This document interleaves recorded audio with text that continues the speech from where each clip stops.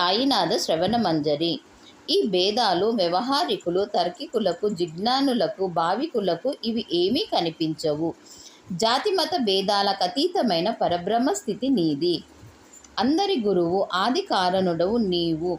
హిందూ ముసల్మానుల భేద భావాలను ఐక్యం చేయాలని మసీదులో అగ్నిదేవతను ఆరాధించుదుని ఏర్పాటు చేసి భక్తులకు నీ లీలా విలాసాన్ని చూపినావు. కులమతాలకు అతీతమైన సాక్షాత్ స్వదస్తువు నీవు. తర్క వితర్కాలకు నీ యందు నిలబడజాలవు. అటువంటప్పుడు నా మాటలు నీ ఎదుట ఉండగలవా? అయినా నిన్ను చూసి మౌనముగా ఉండలేను. నీ అనుగ్రహంతో నా శాఖానుసారము వ్యవహారిక శబ్దాలతో నిన్ను స్తుతిస్తాను. సత్పురుషులు దేవతల కంటే గొప్పవారు. కారణం వారిలో మాది మీది అను భేదభావం ఉండదు. రావణుడు, హిరణ్యకశపుడు దేవతలను ధిక్కరించుట వలన చంపబడ్డారు.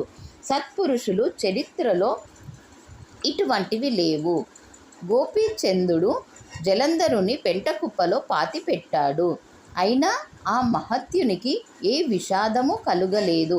పైగా ఆ రాజుని ఉద్ధరించి చిరంజీవిగా మార్చాడు. ఇటువంటి సత్పురుషులు మహిమల నింతటి వర్ణించను.